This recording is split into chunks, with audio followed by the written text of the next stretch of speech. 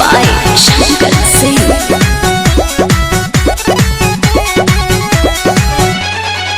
कादोनी गाजुर माजुर फोनवे में बोलता डरता करे जाई मान हमर डोलता। हे देवर जी देखी ना कादोनी गाजुर माजुर फोनवे में बोलता डरता करे जाई मान हमर डोलता। धराइबू तो हम देखें।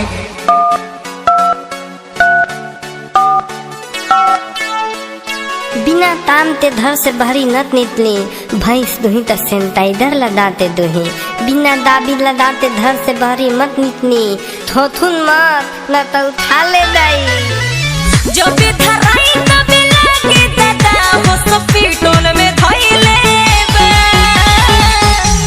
इसी सितम सभा का मोबाइल में कइले बा सरकारी चलाइले बा। इसी सितम सभा का मोबाइल में कइले बा सरकारी चलाइले बा।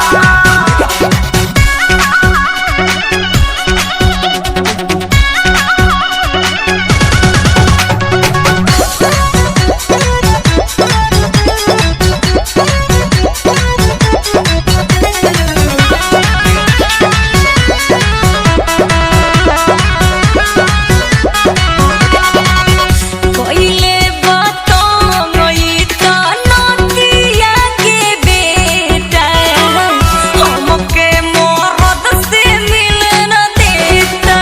हे देवरू हमके मरद से मिले न देता।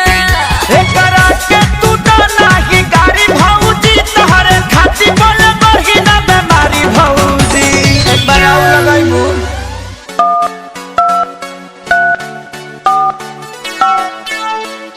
कोविड-19 से बचे के लिए आहा सब घरे में रहो सरकार का निर्देश का पालन करो दिन में भर दिन साबुन सरफ से हाथ धो गरम गरम पानी पियो और हाथ में सैनिटाइजर लगाओ। सटे न देता के हो के लगे सबके जहु आइले बा।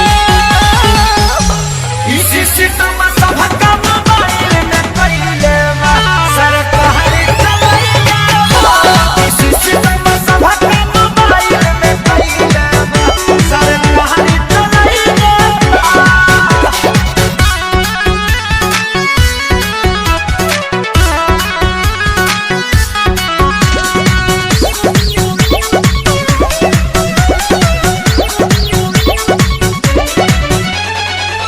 सैया पवन से मिलती मन करे मोरा इहे बनल बाटे रोड़ा।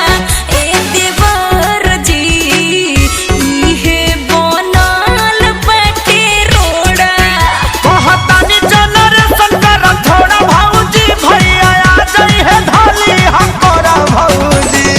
लास्ट एक बार आउ लगाओ तो। উড়ি বাবা কোভিড-19 থাকে বাঁচা জনে নিজে বাড়ি থাকুন না হলে গন্ডগোল হয়ে যাবে নিজেকে সাফ রাখুন এইখানে বিনা কাম के ना আসবো নাই তো পুলিশ ধাসবো থথুন মত না তো উঠালে দাই। एही